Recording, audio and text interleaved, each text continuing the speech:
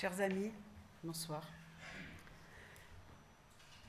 Toutes mes condoléances en premier, aux familles, aux amis, à tous ceux qui ont été touchés par cette terreur, mais aussi à tout ce monde qui se bat aujourd'hui pour la liberté et la justice, car tout le monde qui se bat pour la liberté et la justice est en deuil, et nous le porterons. Merci pour cet hommage, Mariam, car nous avons aujourd'hui été touchés dans notre chair par cette terreur, cette horreur.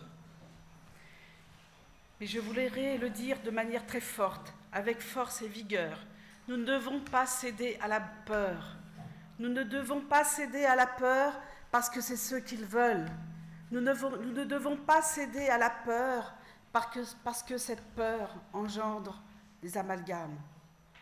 Cette peur, elle va nous créer la haine, le rejet de l'autre.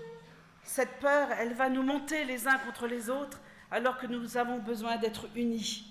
Alors non, surtout, ne cédons pas à la peur.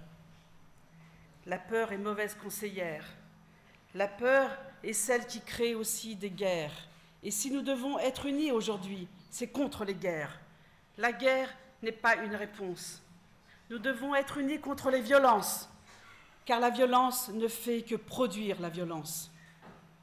Et il est important aujourd'hui d'être unis pour la paix, pour la justice, pour la liberté.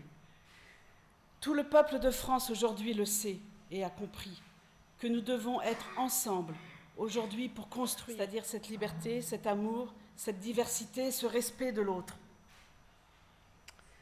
Et puis, condamner ne suffit pas. Nous devons aussi comprendre. Comprendre, non pas pour justifier l'injustifiable, bien sûr, mais comprendre ce qui s'est passé. Pourquoi en notre sein? Pourquoi ici, dans ce pays où nous avons, et dans cette Europe où nous sommes nés, où nous avons grandi, nous vivons aujourd'hui autant de haine?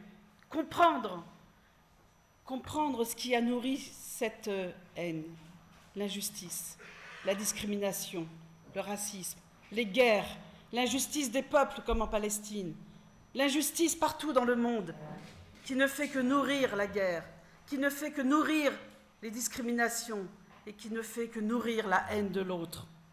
Alors oui, il est important aujourd'hui de comprendre pour construire, comme je l'ai dit, construire ensemble. Et madame, je vous remercie de nous donner l'occasion de dire que nous devons reconstruire et redonner du sens à nos valeurs de liberté, d'égalité, de justice, car seule la justice nous permettra de survivre. Car dans ce pays, comme partout dans le monde, il n'y a pas de paix sans justice. Merci.